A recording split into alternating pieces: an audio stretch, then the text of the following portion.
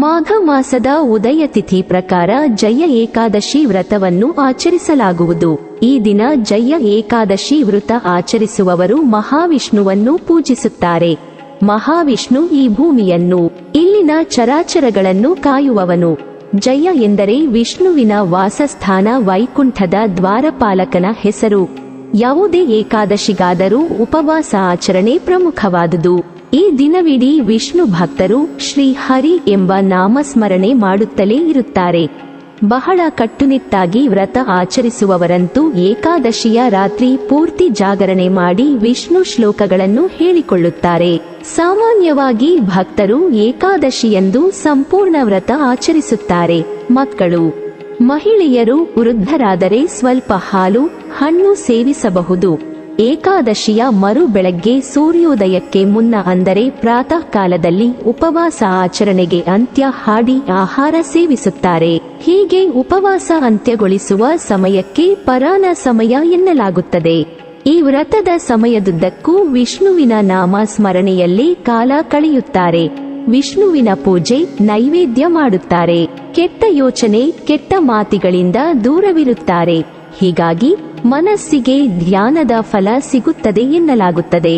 ದೇಹದ ಜೀರ್ಣಾಂಗಗಳಿಗೆ ಕೊಂಚ ವಿಶ್ರಾಂತಿ ದೊರಕುತ್ತದೆ. ಜಯ ಏಕಾದಶಿಯ ವಿಶೇಷತೆ ಎಂದರೆ ಮಾಘ ಮಾಸವು ಶಿವನಿಗೆ ವಿಶೇಷವಾಗಿದೆ.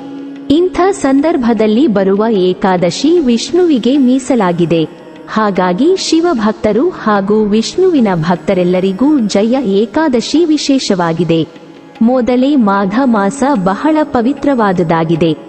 ಈ ತಿಂಗಳು ಭಕ್ತರು ಶಿವ ಹಾಗೂ ವಿಷ್ಣು ಇಬ್ಬರನ್ನು ಪೂಜಿಸುತ್ತಾರೆ. ಪವಿತ್ರ ನದಿಗಳಲ್ಲಿ ಸ್ನಾನ ಮಾಡುತ್ತಾರೆ.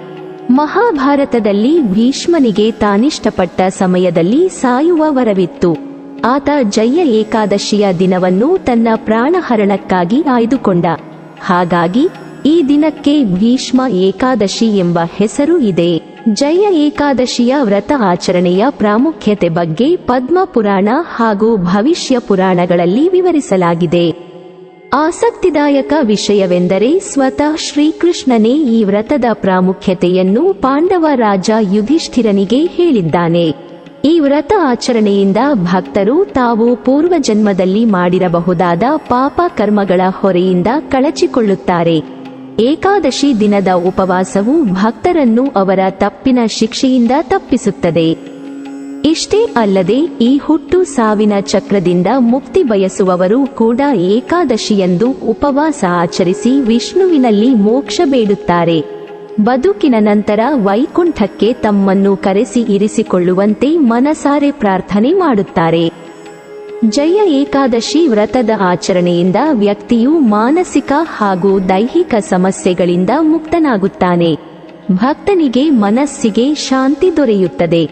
ಒಂದು ದಿನದ ವ್ರತದಿಂದಾಗಿ ಆತನ ಯೋಚನೆಗಳು ಸ್ವಚ್ಛಗೊಳ್ಳುತ್ತವೆ. ಜೀರ್ಣಾಂಗಗಳಿಗೂ ಕೊಂಚ ಬಿಡುವು ದೊರೆತು ಅವು ಆರೋಗ್ಯಕರವಾಗಿ ಕೆಲಸ ಮಾಡಲು ಸಹಾಯವಾಗುತ್ತದೆ ಎಂಬ ನಂಬಿಕೆ ಇದೆ.